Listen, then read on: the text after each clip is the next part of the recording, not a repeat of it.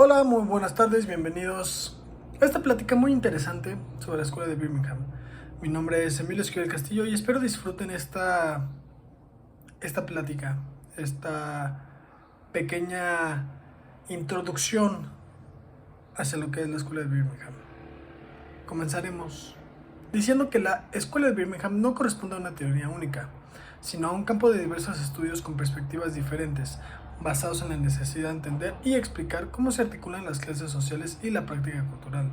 Se estudian las historias de los movimientos populares, sobre todo los ocurridos en Gran Bretaña en el siglo XIX, centradas en las subculturas. En el estudio sobre las clases sociales, se considera la necesidad de estudiar a su vez a quienes nos estudian como sociedad, por lo que también se estudia la manera en que los medios de comunicación masiva intentan reproducir el estado de momento actual. En los años 70, surge una corriente que pretende comprender en qué medida la cultura de un grupo social y la de las clases populares cuestionan el orden social o, en su caso, se adhieren a las relaciones de poder.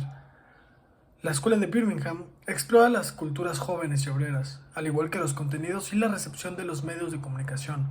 Sus investigaciones son precursoras, ya que se extienden a los componentes culturales que se vinculan al género, a los orígenes étnicos y a la práctica de consumo.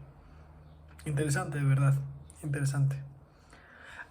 Luego, atendiendo a la realidad de la época, las teorías de esta escuela se enfrentan a la desvalorización del marxismo, los efectos de los cambios sociales, la revalorización del sujeto, la rehabilitación del placer que se vincula al consumo de los medios de comunicación y la aceleración de la circulación mundial de los bienes culturales.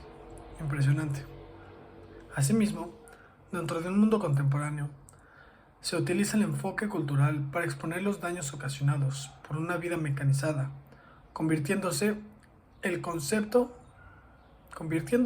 de cultura en la base de una filosofía moral y política, simbolizada en la literatura. Uno de los principales representantes de esta escuela es Richard Hogarth,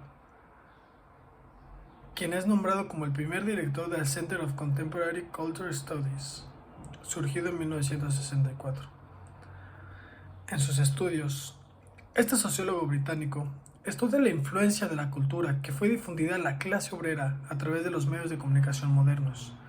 Analizan la manera de cómo las publicaciones destinadas a dicho público se integran al contexto con la idea de que existe tendencia a sobrevalorar la influencia de los productos culturales sobre las clases populares. En ese contexto, se genera desconfianza hacia la industrialización de la cultura. El interés se concentra en la interrelación entre la realidad histórica y la realidad social, por lo que la escuela de Birmingham busca la solución al antagonismo entre la lógica de la historia y la lógica de lo social. Los representantes de dicha escuela provienen de las clases más bajas de la sociedad, lo que los motiva a estudiar principalmente estos sectores, centrándose en el proceso social correspondiente a la atribución de un sentido a la realidad, al desarrollo de una cultura y de prácticas sociales compartidas.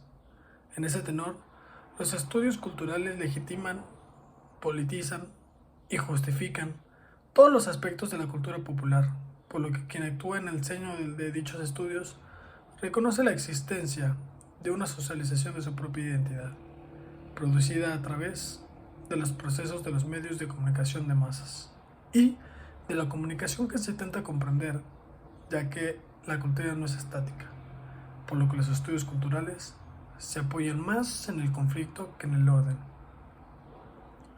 Muy interesante, de verdad. La escuela de Birmingham ha formado parte de una ideología muy importante y con un gran peso en la sociedad. Nos platica sobre los medios de comunicación y las masas, cómo se mueven.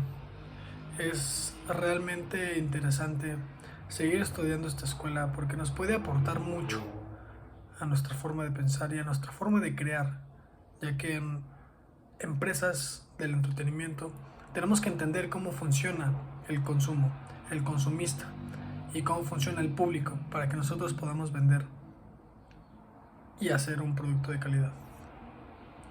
Esto fue todo. Gracias por quedarse en esta plática tan interesante y nos vemos en una siguiente edición. Gracias.